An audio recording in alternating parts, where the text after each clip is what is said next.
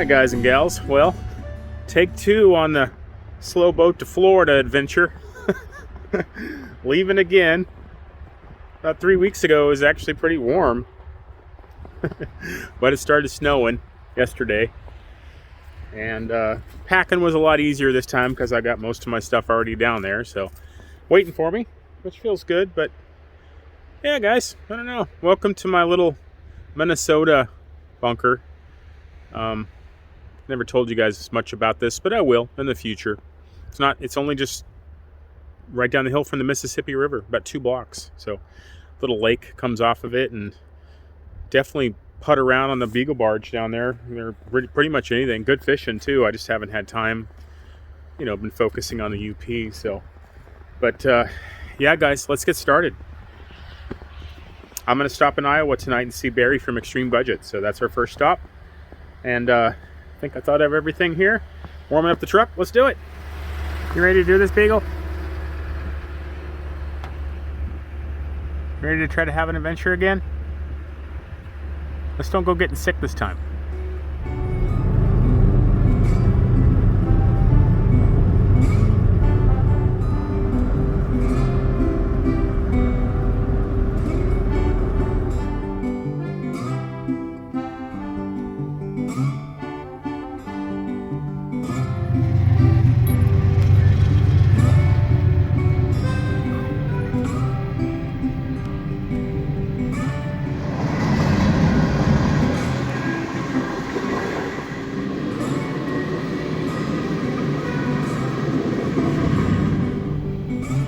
This might be a while, guys.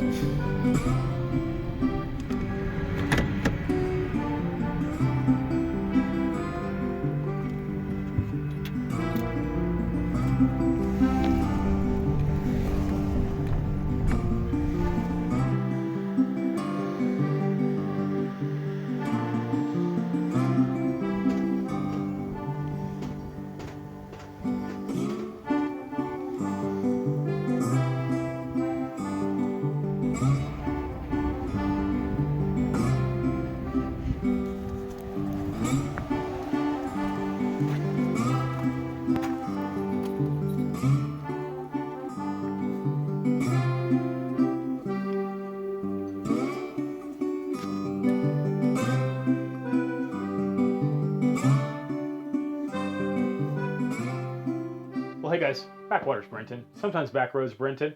I am here with Barry from Extreme Budget in Boone, Iowa. About 3 years ago, well, I met Barry probably 4 years ago off of YouTube here. We've become friends. We've been friends ever since, and good friends. And I check in with him once in a while. He visits me up in the UP. Sometimes I come down here and visit him. And he turned his garage into this living space. It's amazing. You guys might know that he has one of the most popular series on his channel is the $5,000 house. It pretty much is what launched his channel. He bought a house here in Boone, Iowa for $5,000. What was it, about 5 years ago, Barry? Yeah, it's coming off 5, yeah. Okay. And, before that, he was struggling with housing and having a hard time like a lot of us are, and increasingly so, and probably going to get even more so in the future, just the way things are going. But he managed to buy this little house here in town, and he was renovating it. It was taking quite a while. He had a nice series going, but winter would kept rolling around, and he was struggling to stay warm. And he finally decided to turn the garage into a living space because it's a lot smaller. It was just a lot more manageable and able to be taken on. So I'm finally down here to see it in person. I've kept up on it, through emails and through pictures and stuff, but it's the first time I've ever been here in person. So how about if I just finally stop yapping and I turn the phone around and let's take a look. All right, Barry, we are in your little, I'm always struggling to know what to call it. I kind of want to call it like a cabin in the woods, but it's actually a cabin in town or something, but it feels very cabiny in here. Did you intentionally set out to do that, or? Well, no. I just basically got the free material, and it all kind of turned into this. Yeah. So a barn that someone was tearing down, I would get the free wood. Let's start there, Barry. Yeah. Okay. So this is Real salvaged Yeah, barn wood. all of it. Where did you get it? Well, there was two different sources, maybe three, that you just look over on Marketplace or Craigslist or anything, and every once in a while you're going to find someone who's going to tear down their shed or their old barn or something. I know some people sell those things, but every once in a while people are like, "Here, just for the labor of taking it, just go get Yeah, it." they want it gone. They Yeah, want it off their property, and if you'll come and do the work, yeah. and so you answered an ad like that off of Facebook, and you went out and uh, how many days did you spend on it, and tell us what that process was like. Well, this part of the room, this barnwood is from a person in my congregation at church, and they just wanted some things cleaned up, and I saw, hey, can I help with your barn? So they just let me have all the wood from that, and then the rest of this was kind of just related situation. Someone was tearing down their old shed, and it was $20 for all of it, but they just kind of wanted it gone. And then there was more like the the wainscoting down there on the bottom third of it. Mm-hmm. That's a fencing that somebody was getting rid of, just a pile of fence, and they're like, here, just take it. So those situations I would take advantage of. I would just keep my eye out for them, and I always collect it. And so that's why it turned into this. And Yeah. yeah. Would you have any idea what the square footage is of this building? It's, I believe it is 19 and a half by like 13 and a half. It's something like that Okay. on the inside. Kind of like just a standard one-car garage. Yeah, yeah.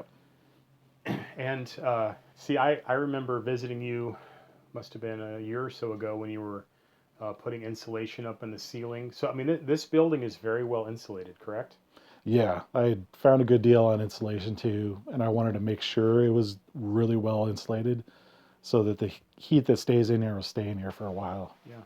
Like today was probably only got up into the 30s, and when we came in here today with no heat source going, it was still very tolerable in here. That was my lesson learned in my main house, is where it has almost no insulation. Yeah. A lot of drafts. Yeah. Yeah. Can you show us the little kitchenette? Yeah. So I have a story with everything, so just have to pick and choose what story you want. Sure. But this is this concrete countertop, kind of a rustic look. It was from old material that I put together, and I was just attracted to different materials like that. So I put this together, and eventually I had it in different spots, but it ended up living here. And then I added a shelf later and stuff like that. This part was later when I was trying to figure out how I was going to do cooking stuff, and I knew I just put a general kind of a metal counter there so I could put different things up and take them down if I want. So, and there's just leftover like barn tin roof stuff. Yeah. And Yeah. Corrugated stuff like tin. that. Yeah. Yeah, I've got a bunch of that too. Mm-hmm. And then you got your bed set up. Yeah, this bed is like, well, the mattress. I'm a little more picky with mattresses, but it's sometimes people just want to upgrade and they give away their old, the very new, barely used mattresses, and that's where I got that. So it's actually a good one, comfortable. Yep. Better than I do. I sleep on just about anything. Piece of cardboard or worn out old futon mattress. Yeah. And then you got this big sectional couch. It's denim, guys. It's actually pretty cool. It's like an old pair of blue jeans. Yeah, this is something I actually didn't plan on, but because it was so big, and I didn't know if the denim was gonna. No, I think the denim's cool. Well, it's like it's your answer to leather. Yes, exactly. Hell bent for denim. And you're seeing like styles of people wearing leather and then denim, and it kind of goes well. So it kind of looks like that. Yeah, I got a cool. It's quirky. So, show us this. You just recently have kind of been dialing in this bathroom, right? Like it's kind of the last addition to the room. Yes. Please show us that. So the first part is the shower inside, and you'll see it in there. There's a whole story behind that, but I was trying to figure out the whole shower situation that I could use with my gravity fed system. And then I had to piece every little bit of it together to make the most space possible in there. And then my incinerator toilet is another story in and of itself Yeah, too. no, let's see it. That's. So I think people would be interested in that. yeah, So a lot of people don't even know what an incinerator toilet is. I really don't either. yeah. But maybe you could explain it. So I haven't hooked up the incinerator toilet yet because I You, just you got just it. got it, right? You just got back from Utah. You bought it, right? Yeah, I bought it, and Baby, get out of there. it's made probably in the 70s, but never used. So it's new but old. Yeah, the best. And it has a design where I was looking for. I mean, I'm going to do a whole video on that because Yeah. it's worth it. Open that lid you were showing me Yeah. earlier about that little trap that was kind of neat. So you know those modern incinerator toilets, they have a design where they open up like this, and you need a liner that goes in there. I think so. Yeah. Yeah, so people are familiar with that. Any incinerator toilet that you buy will probably have that design. And I just didn't want that. So I was looking for anything else. And so you lift this up, and it's pretty self-explanatory. You lift it up, and you see the little flipper doodle. Yeah. It's the pooper flipper. So as you close the lid, it flips it over, and then it turns into a cap. Yeah. And then it'll run, incinerate it, and then So next it puts use. it down in the chamber to incinerate it. Right. Okay. And then when you're turns into a ready cap again, in the it's meantime. all set to go. Yeah. And then behind you there is a shower. Yeah, and this is also made in the 70s, and there's a whole reason why I'm attracted to 70s technology, because they just made it out of metal or something that doesn't break. Yeah. And it's going to Before it was last. kind of designed to fail. We were talking. Yeah. We were kicking around the term today of they've unsolved a lot of Yeah. problems. And this is actually one of the examples, along with the incinerator toilet idea, but this is like, it's probably been around for 60 years, and it'll last another 60 years. Yeah. Yeah, I'll take a peek in there. So I love this this old style shower. What do you call that? It's just like a sprinkler almost, huh? Rain head. Yeah, like a rain head. Okay. Yeah. You did a really good job with the tin in here too. And then you got the Beagle. Want to take a shower? And then you actually have hot water. Yeah. Can you tell us how you pulled that off? Well, it's an idea I've had for a while that I wanted to test, even before I had this place. But I wanted to see if a gravity-fed system would work. Mm-hmm. So I have my RV tank up here, 37 gallons. And I usually basically like an RV, so I'd fill it up with the hose. But my main test was to see if all my sink and the shower would all work, just By gravity. And so it does work. And that rain head, shower head, kind of the water trickles in and spreads out in that rain head and just showers on you. Mm-hmm. So that's the concept, and it works. And you used a crock pot for a hot water heater. Yeah, so you could probably get a little peek of it, but that's a chemical sprayer I got from my dad's garage, and then there's a crock pot that it fits in. And I just turn it on low, and it'll get it hot enough. It'll be scalding. Like a warm shower. Oh, it's actually It'll scalding. be scalding, yeah. Wow. You have just to dilute it with cold water. Yeah, I have to mix it just like a regular shower. So. Wow, so neat. Yeah, it works. It makes me excited. And now I'm upgrading those types of things to make them look better and stuff. Tell us about the wood stove. This was, when doing the garage, this was the most expensive part of the thing, but the most important, I think. The total renovation when I got it livable was probably around $300. You were into it about this building with insulation and all the wood and everything. You're into it about $300. Yeah, before the shower and the incinerator toilet and stuff. Yep. So, and this was the most expensive piece. It was like $250 with the flue pipe and everything.